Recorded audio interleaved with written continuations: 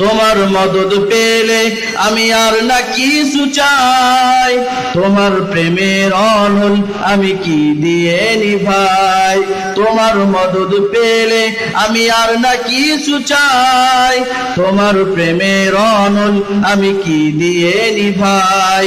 যার হয়েছো তুমি তার নেই তো পরাভয়, নেই তো পরাভয়। পড়েন আল্লাহ আমার রব, এই রবি আমার সব, আল্লাহ আমার রব, এই রবি আমার সব। আলহামদুলিল্লাহ,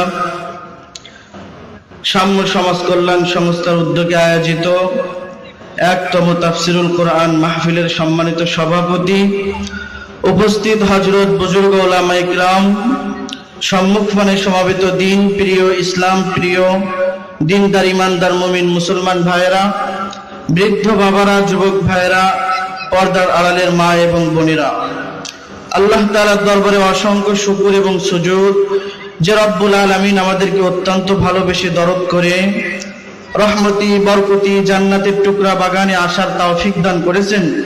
এ ঠান্ডার মধ্যে রব্বে কারিমের খুশি করার জন্য আমরা এখানে বসেছি। আমাদের উদ্দেশ্য আর একটাও অন্য কোনো না, নাকি বলেন? উদ্দেশ্য কি? রবকে খুশি করা। উদ্দেশ্য কি বলেন? যদি অন্য কোনো উদ্দেশ্য নিয়ে আসি তাহলে আমাদের কোনো সওয়াব হবে না, কষ্টই শেষ।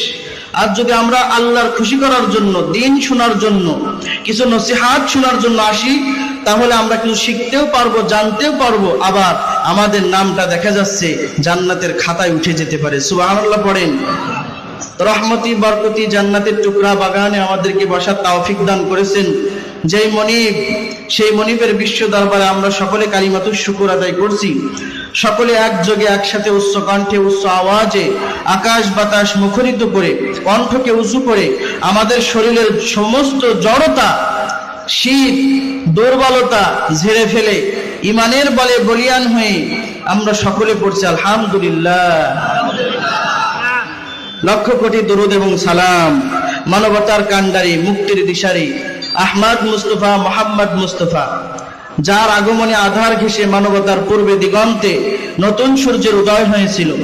মানুষের মুক্তির জন্য মানুষের হাতে যে নবী তায়েফের জমিনে রক্ত ঝরিয়েছিলেন, অহুদের জমিনে যে নবী দান দান মুবারক শহীদ করেছিলেন, উম্মতের ব্যথায় পড়ে মায়ায় পড়ে যে নবী শেষ রাত্রে কান্নার আহাজারিতে আল্লাহর আরশ পর্যন্ত দুলে যেত, সে নবী মুহাম্মদ, যার ছিল আল্লাহর প্রতি অগাধ বিশ্বাস ও ভালোবাসা, অন্তরের পবিত্রতা, আত্মার মহত্ব, ধৈর্য, ক্ষমা, সততা, নম্রতা, বদন্যতা, মিতাচার, আমানতদারি, সুরুচিপূর্ণ মনোভাব, ন্যায়পরায়ণতা, উদারতা ও কঠিন কর্তব্য নিষ্ঠা ছিল যে নবীর চরিত্রের ভূষণ। সুবহানাল্লাহ।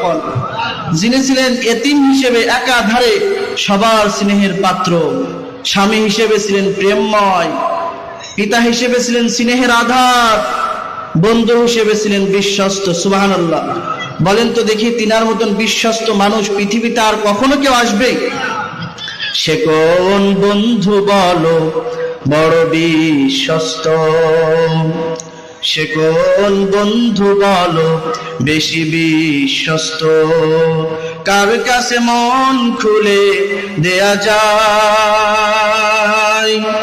কার কাছে প্রাণ খুলে বলা যায়, হওয়া যায় অতি আশ্বস্ত।